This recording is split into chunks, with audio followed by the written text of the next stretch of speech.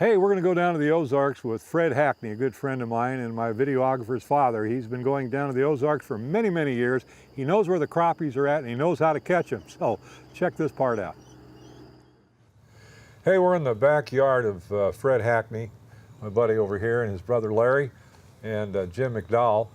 These guys, every year, more than once, they go down there quite a bit to Lake of the Ozarks and they catch an awful lot of crappie, and we're going to show you a video of what they do down there.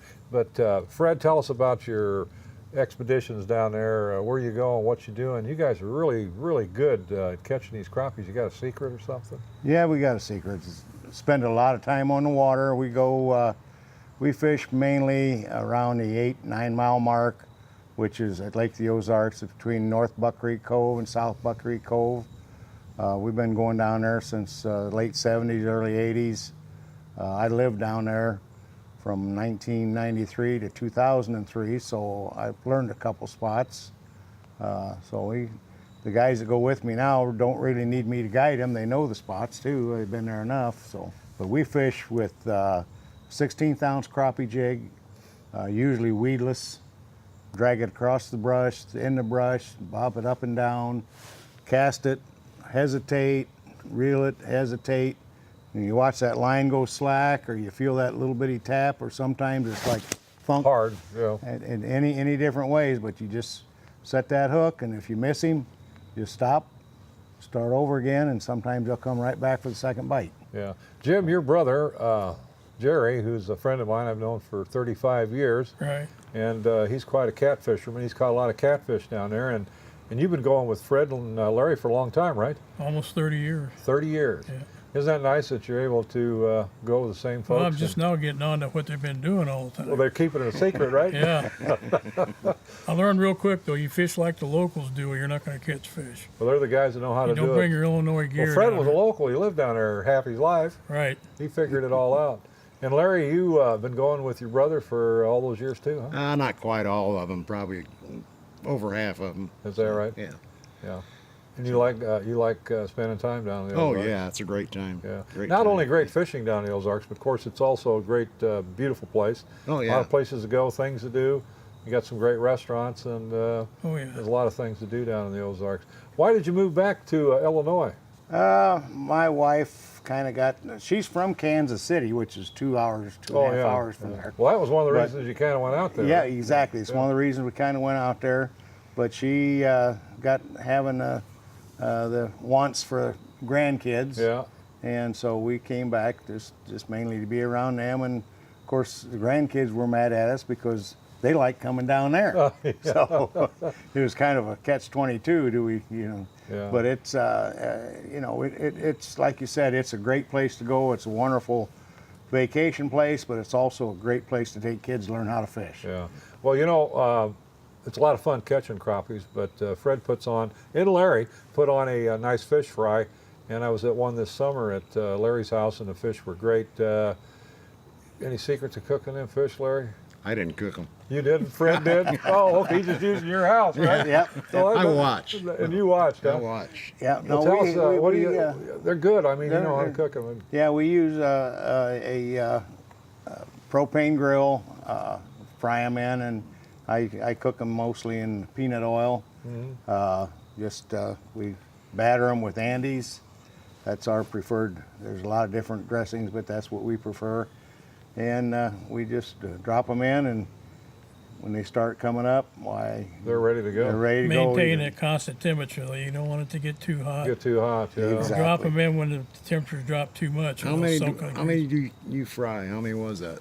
At the fish fry Harry was at, I think we fried about 270 sides. And then a month later we had another one, and we fried about 350.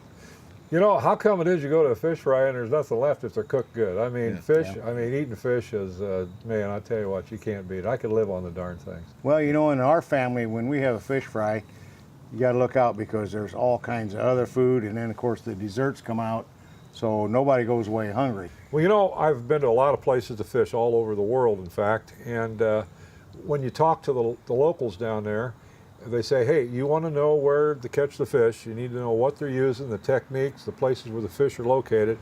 Always get a guide. for at least one day, if not two, because you're spending an awful lot of money and you've committed yourself to a week here on your vacation. And of course, you want to make a successful vacation. So you recommend if a guy goes down to the Ozarks and doesn't know nothing about it, to get a guide for at least one day. Absolutely.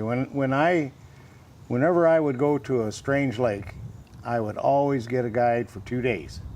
And not for his fish, for his knowledge of the lake, and because all lakes fish different. They're never really all the same, but a lot of times you're fishing the same way, but just a different style of fishing for a different lake. When I grew up down at Spring Lake, we had a cottage and caught my first bluegill, crappie, bass. And years ago, you could catch those little ring perch. You remember the ring perch? You can put those down there. Sure. And I didn't know what they were. They're only about 8 inches long, but that was the ones that you ate. Those are the good ones. They're good ones, and they taste like a walleye, because they're the walleye family. Right. But I haven't caught a ring perch in years, but I haven't gone down there to try. But it's really important to take these kids fishing and get them interested in the sport, because it gives them an opportunity when they've got nothing to do to go fishing. And I'll tell you what, if you take a kid out and he hooks into a fish, when he's little, like he's 5 or 6 years old, he'll never forget that. And it'll always give him the opportunity when he's, he'll remember, all that fishing's fun, and he'll go do that. And hey, it keeps a lot of kids out of trouble. Jim, tell us about Jerry McDowell. He worked at the Peoria Journal-Star for many years, and I knew all the guys there. Rick Baker he passed away in I believe '85, and Bill Peake, John Armstrong. I knew all those guys down there. Larry Brooks, Jim Kerrigan. We used to have dinner with all those guys at the Peoria Hofbrau, and I didn't know Jerry was a big cat fisherman, but he really liked to catch catfish. He got into it, yeah. He progressed. He started out just a regular rod and reel, and he found out it wasn't big enough. He'd always catch one to break his line. Yeah. So eventually he got Arkansas mud blasters. These giant pulls as big as your thumb, and 50-pound test line on them, and he was serious. If you hooked one, he's going to get it in. Yeah. And all the hooks that associated with it and stuff. So he's got quite an array of catfish catching equipment. Special clamps that he clamped on these docks to hold his rod until he got a bite. Yeah. He could sit down and watch it. Yeah. Well, Larry, you got some photographs that you can share with us too of some of those catfish Jerry got down there. Yeah, I got some on my phone here. I'll send them over to you. Yeah, send them over. And some of a few of the catfish he caught, I don't have them all. Some of the other guys have some of the bigger fish he's caught. So. Yeah. Well, he had a little issue one time health-wise, and was in the hospital for quite some time. But a couple weeks later, he went right back down there with you, right?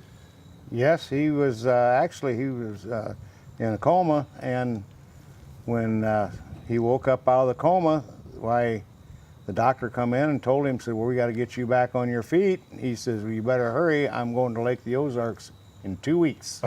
And he did. And he did, huh? And he did. Yeah. And that was a trip that the first 2 or 3 hours he was there, he caught a 72-pound blue and a 50-pound blue. Wow, those are some. So nice Jerry fish. was a cat fisherman. Those are some real nice fish. I want to thank Larry, Jim, and Fred for participating in the show today. We're sitting out here in this fall day. Hey, this Saturday is duck season. I'm looking forward to that. And of course, fall time is a great time to catch those crappies.